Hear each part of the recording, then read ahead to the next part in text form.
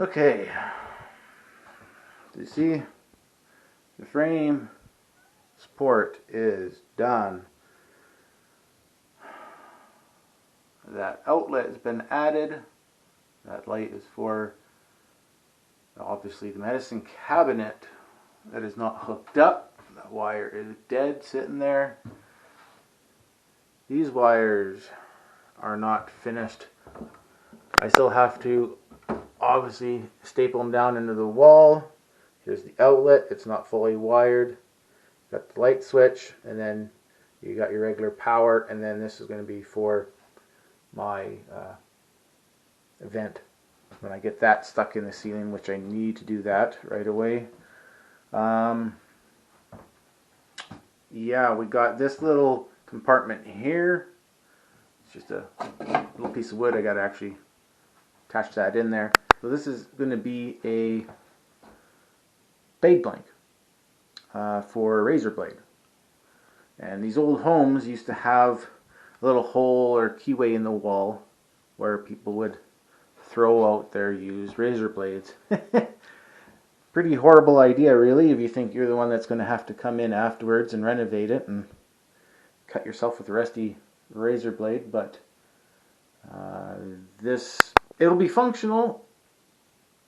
I'm probably not going to use it, though. It'll just be a feature of the bathroom. Okay, guys, we're at this point. I got this drain pipe is all glued up. I'm getting some more done in the floor here. This is going to be a tub drain, and as you can kind of see there, I'm trying to get it centered.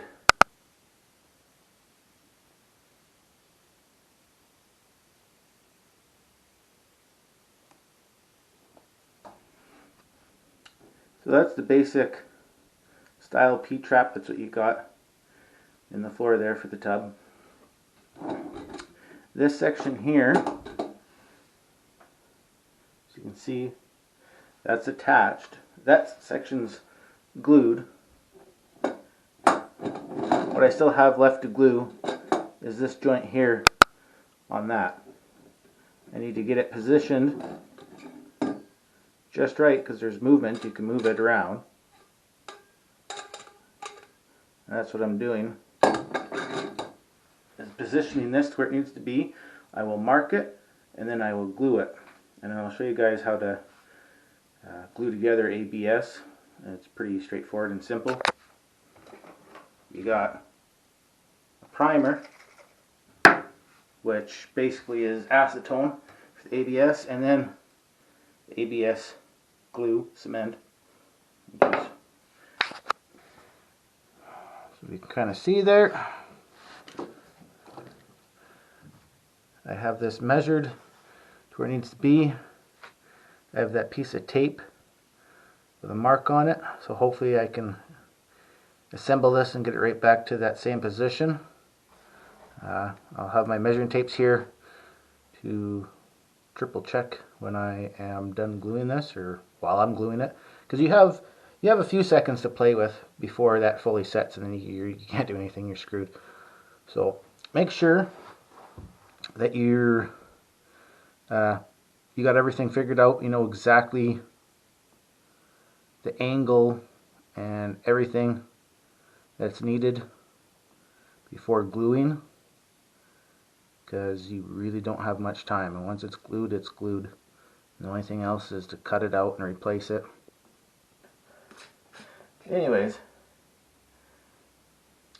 you have this little applicator. You brush that around in that joint that you're doing to clean it, and then you have, this is your glue that you brush onto it. Your cement, I'll show you that here if I can find what I'm looking for. Alrighty. Okay, let's get this viewer on. This is going to be fun to attempt to do this. Hopefully I got it in frame. Some acetone. We want to just go around and we're cleaning this out. Now this actually, you can see that.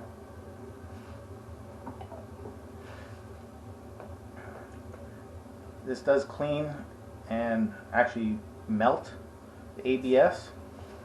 So it's all primed and ready to go for the glue. I gotta go down here in the hole and get this section out.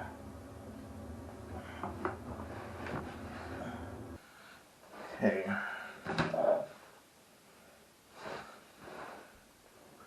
Got this, it's all primed. Take some glue. I'll go around in it. Nice even coat. See that? I'm not afraid of using a little extra glue because I just want to make sure that this is all gonna go together. That's good. I can't really say how we are.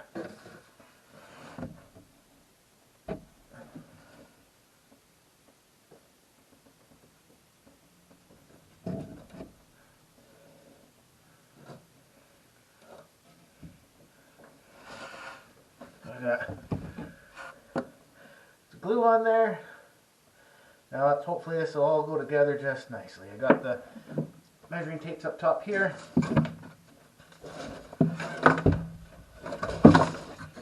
So we'll see.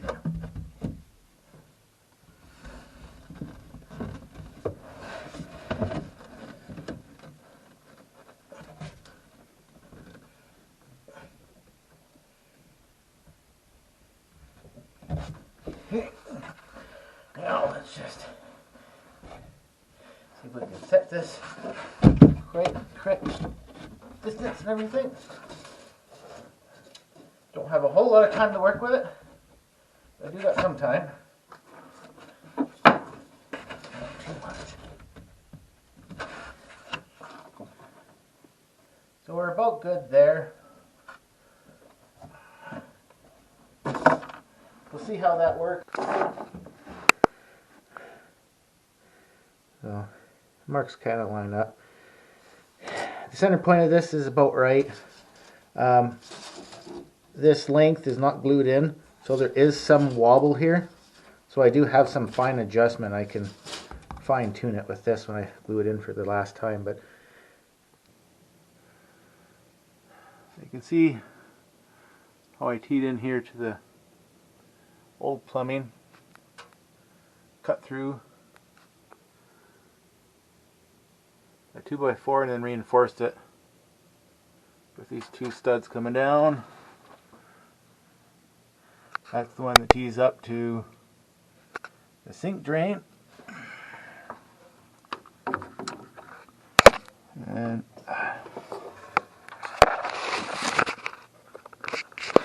that's going to be the heat register.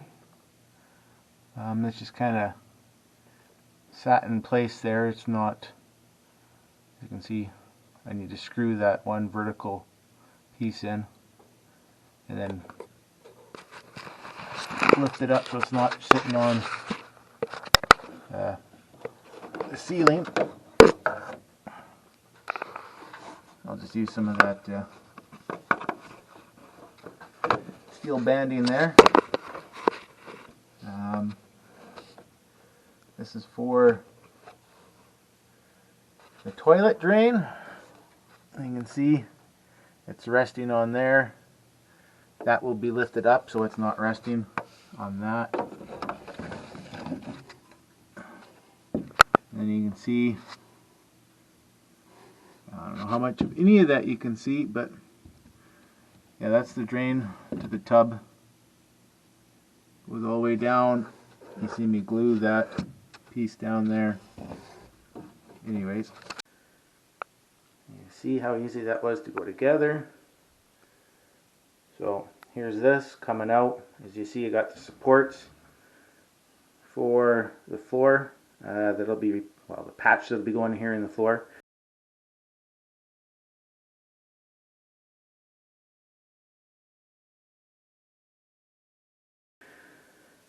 I didn't show you this, but this is the toilet drain. I had to cut it back because I had to position the toilet in the room so it would be perfectly in between the tub and the sink, with ample amount of room on each side. This I got set, and there's movement here, which is what I want. So I need to get it set and held up in place. And so you want to go from the toilet flange to unfinished wall, I believe, is 12.5 inches, and from a finished wall, it's 12 inches. And right now we're sitting at 14 3/4 to 15. So what you use is a offset toilet flange. This is offset by 2 inches. As you can see it simply goes on there. Now this gives me 2-inch offset I need to be closer to the wall. We're still not going to be right there. So we got 1/2 inch drywall. So that's 1/2 inch off plus the 2 inches. So we're going to be approximately 12 1/4 from the wall, finished wall, which is good because 12 inches where you want it. So 12 1/4, maybe 12 1/2. We'll see when it's done. That's perfectly fine. It's the best that obviously I could do with how they did the plumbing and where they put it and where the floor joists were and everything. So these flanges are nice. One thing, now this is probably quite excessive, but what can I say? It's just how my brain works. I don't know if you can quite see that. Maybe from the back side we'll try it. So you have obviously the offset, but you have these ridges inside.